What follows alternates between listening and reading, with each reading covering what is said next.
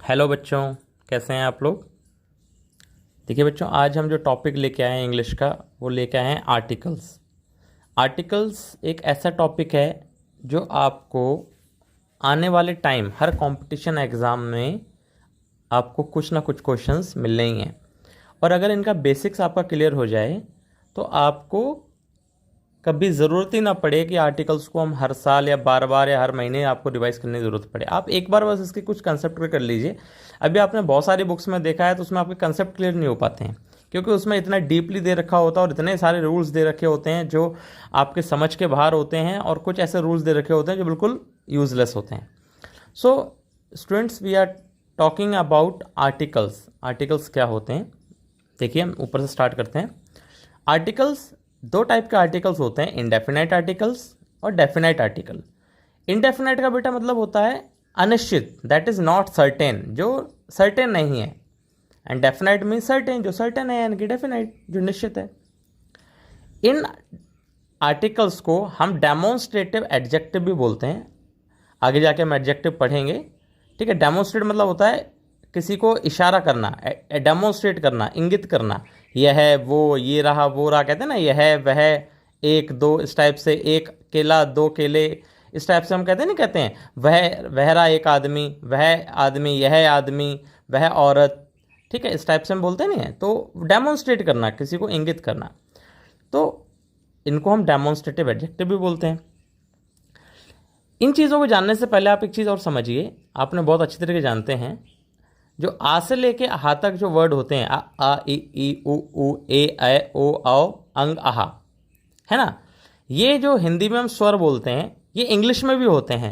English में ए ई आई ओ you होते हैं, यानी कि पूरा आ से लेके यहाँ तक किस में कन्वर्ट है, ए ई आई ओ यू में कन्वर्ट है, जो आपके टोटल 5 वॉवल्स होते हैं। हिंदी में हम स्वर बोलते हैं, इंग्लिश में हम वॉवल बोलते हैं।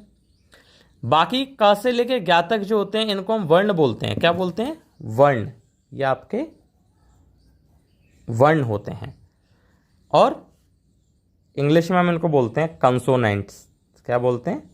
कंसोनेंट्स। इनके बाकी के जो अल्फ़ाबेट्स होते हैं वो आपके कंसोनेंट कहलाते हैं। 21 अल्फ़ाबेट्स बाकी के होते हैं, ठीक है बच्चों। आपने अच्छी तरह पता है, आ से लेके आ तक, यानी कि जो ये साउंड होता है ये आपका ए आई में कन्वर्ट होता है, और जो का से लेके ज्ञा तक जो साउंड होता है, जिनको हम वर्ण बोलते हैं, वो कंसोनेंट्स में होता है।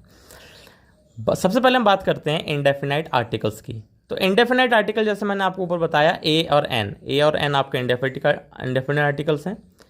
A an is use to make any noun indefinite और अनसर्टेन, यानी कि ए और एन का हम यूज तभी करते हैं जब किसी भी नाउन को हम, यानी कि अनसर्टेन, यानी कि अनिश्चित तौर पे उसको हम कोई नाम देते हैं, या अनिश्चित हो, मतलब जो फिक्स ना हो, कुछ भी हो सकता है, ठीक है। जैसे मैंने कहा एन ओल्ड मैन, एक बूढ़ा आदमी, आप उसको जानते थोड़ा ना बूढ़े आदमी को, ठीक है, कोई भी बूढ़ा आदमी हो सकता है। अ किंग, एक राजा, कोई भी एक राजा। एक डॉग, एक कुत्ता, कोई भी। अ डॉग, कोई भी कुत्ता हो सकता है ना वो तो। एन ऑरेंज, कोई भी संतरा।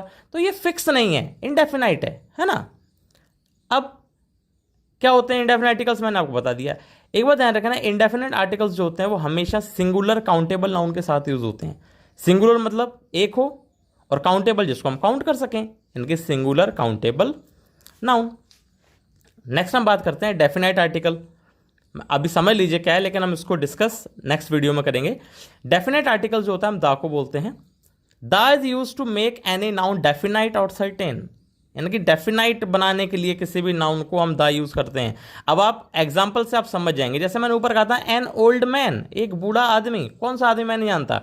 या मैं कहता यहां पर आ हाउस, ठीक है, या फिर हम कुछ भी कह सकते थे, आ पेन, ठीक है, तो कुछ भी हो सकता है। अब जैसे मान चलो, मैं ऊपर मान के सपोज करो एन ओल्ड के बदले मैं आपसे कहूं आ हाउस, तो आ हाउस यानी कि कोई भी हाउस, डेफिनेट नहीं हुआ ना। अब डेफिनेट कैसे बनेगा? मैंने कहा the house in which I live, यानी कि कौन सा हाउस? जिसमें मैं रहता हूं। ये जो है ना विच आई लिव, ये वर्ड जो है, ये जो सेंटेंस है, इस सेंटेंस को डिफाइन कर रहा है कि कौन सा हाउस, जिसमें मैं रहता हूं, जिसमें मैं रहता हूं।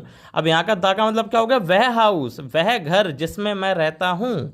दिस इज द पेन, ये वह पेन है। This is the pen I bought, जो मैंने खरीदा, यानी कि कौन सा पेन?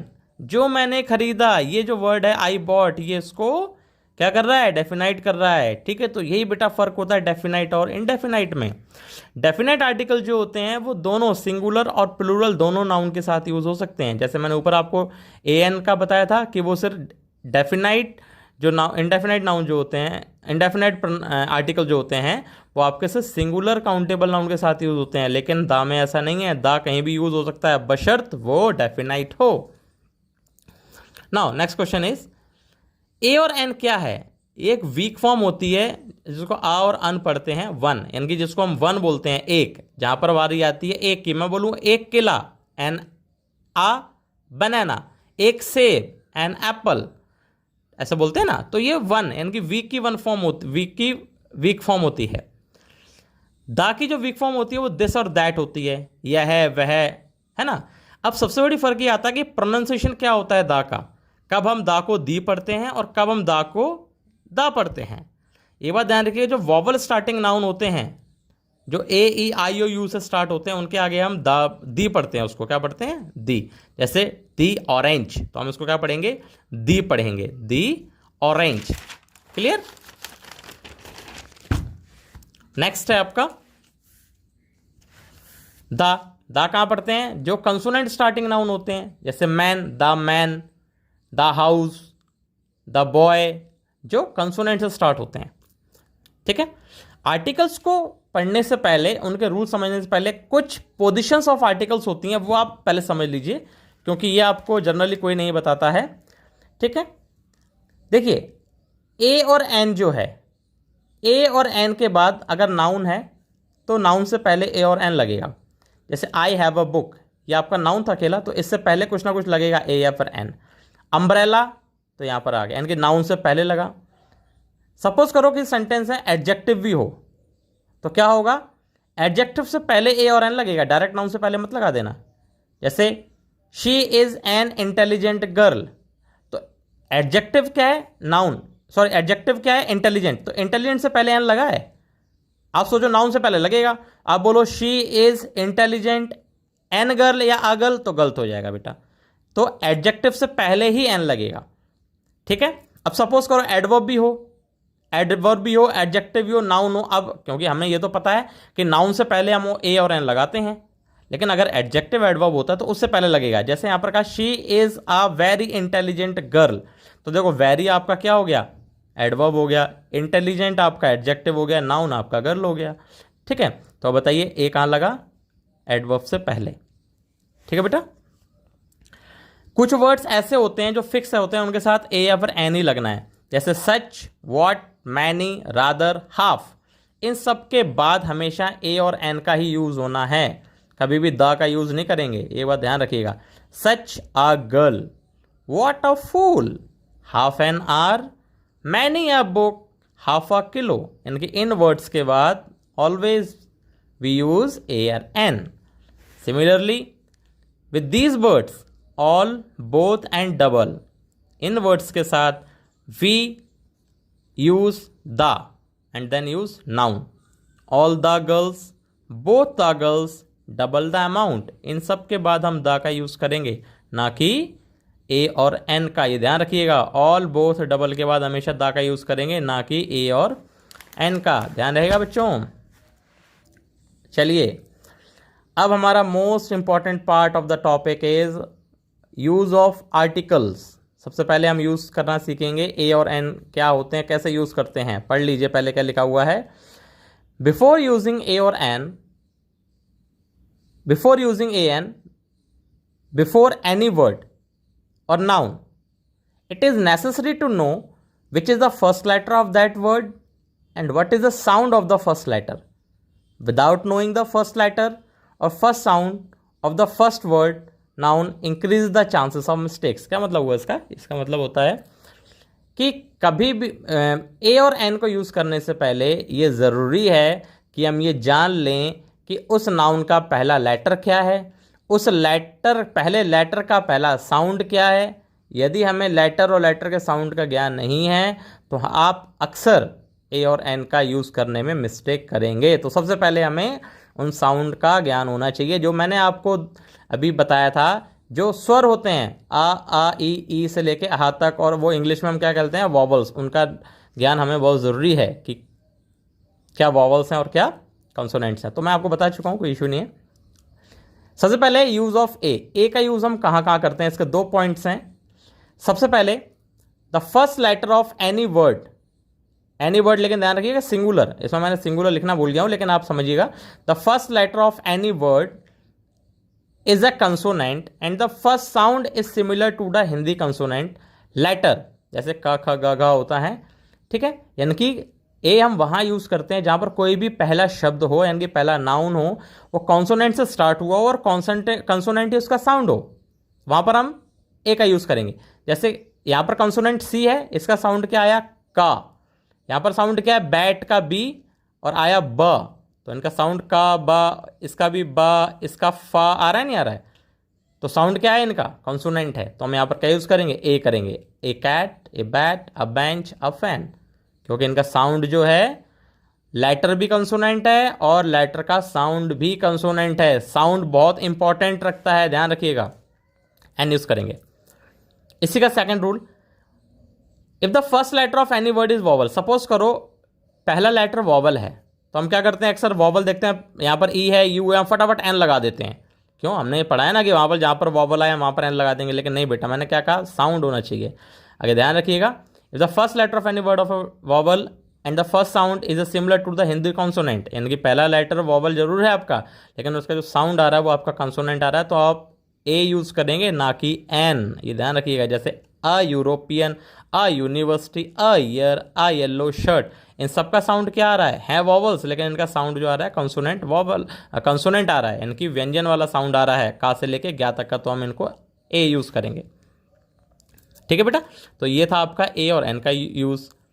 अब हम ये था आपका ए का यूज, 2 पॉइंट थे। अब हम सीखेंगे यूज ऑफ एन। एन का यूज कहाँ होता है, मैं आपको सिंपल बता दूं, एन का यूज वहां होगा जहां पर फर्स्ट लेटर आपका कंसोनेंट हो या वॉवल हो, कोई भी हो, लेकिन उसका साउंड जो है, उसका साउंड आपका वॉवल जरूर आना चाहिए। पहला वही है कि पहला लेटर भी आपका वॉवल हो और साउंड भी वॉवल हो। The first letter of any word is vowel and it is sound is also similar as Hindi vowel, यानी कि फर्स्ट लेटर भी वॉवल और साउंड भी वॉवल। जैसे अम्ब्रेला, आइस क्यूब, इंडियन, तो साउंड आ, आई, इंडियन ई, तो साउंड आपका आ ई आया, और इंग्लिश में भी इनके वॉवल्स यूज हुए। ठीक है, तो एन यूज लगना है, an umbrella, an ice cube, an Indian. Next, इसका अपोज सेकंड रूल इसी का, the first letter of any word, suppose करो किसी भी लेटर का फर्स्ट जो साउंड है वो आपका कंसोनेंट है, फर्स्ट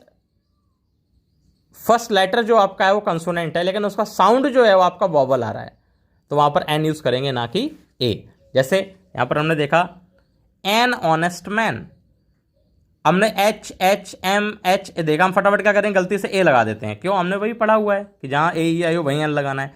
लेकिन जब इसको पढ़ेंगे ऑनेस्ट मैन, तो इसका एच बेटा साइलेंट रहता है, हम इसको पढ़ते हैं ऑनेस्ट, साउंड आया O, year E, M L A, M पढ़ेंगे उसको एम, तो ए आ रहा है ना, ए आ रहा है, ए, तो क्या आएगा, एन आएगा। एन आर पढ़ते हैं उसको, एच साइलेंट रहता है, तो आ आया ना साउंड, तो एन लगेगा। An H M T, H, देखो ए साउंड आ रहा है, तो हम यहाँ पर क्या लगाएंगे, ए लगाएंगे। जबकि हमने देखा यहाँ पर थे क्या, सारे आपके कंसोनेंट्स थे, लेकिन इनके साउंड वॉवल्स आ रहे थे, तो हमने सब जगह ए का यूज किया।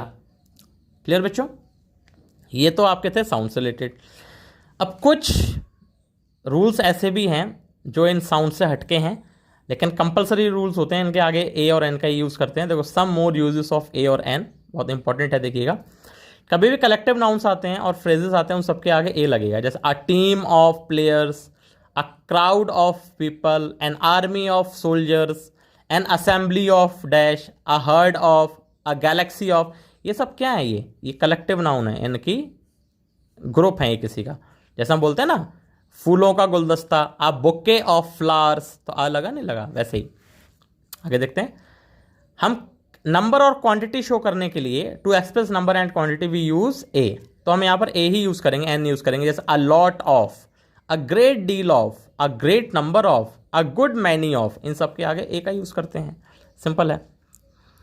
ए an is use to express पर क्वांटिटी, बेटा हम जब पर क्वांटिटी की बात करते हैं तो वहां पर हम ए का ही यूज़ करते हैं। जैसे ही अर्न्स ₹10,000 अ मंथ, यानी कि वो एक महीने में 10,000 रुपये कमाता है।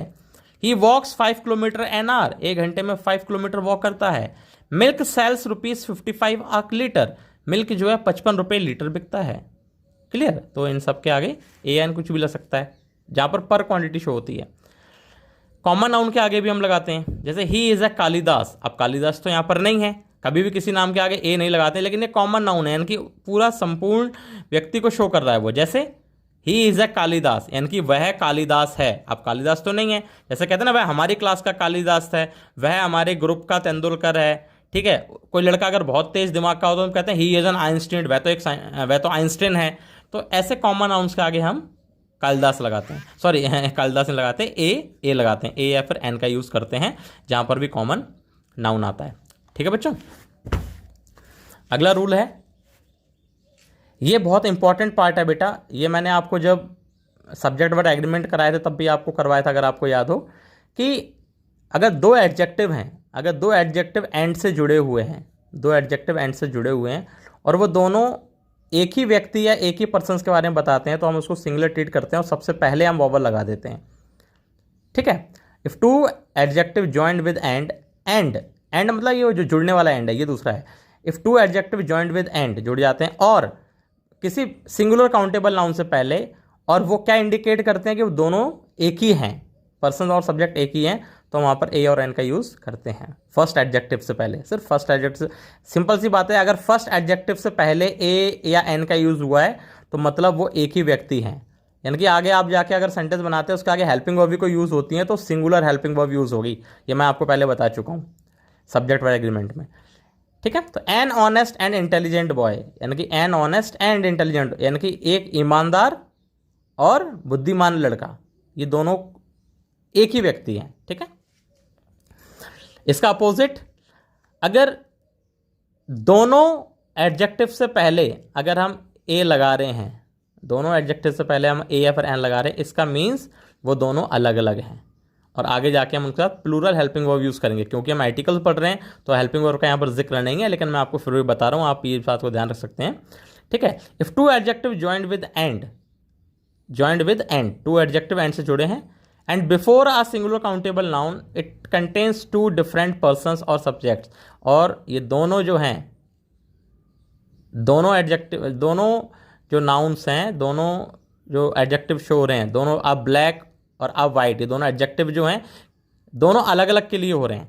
यानी कि a black and a white cow, यानी कि एक काली और एक सफ़ेद गाय, ये दोनों अलग अलग हैं। इसके आगे हम अगर कोई पूरा सेंटेंस लिखें तो हम प्लूरल हेल्पिंग वर्ब यूज़ करेंगे। ठीक है, अगला रूल आता है, an is use to convert plural into singular, किसी प्लूरल को सिंगुलर में काउंट करने के लिए। जैसे 5 डेज जर्नी, 5 दिनों की यात्रा, इसको अगर सिंगुलर बनाना हो तो हम क्या लिखेंगे, अ 5 डे जर्नी, तो ये सिंगुलर कन्वर्ट हो गया। 5 ईयर्स प्लान, अ 5 ईयर प्लान कन्वर्ट हो गया।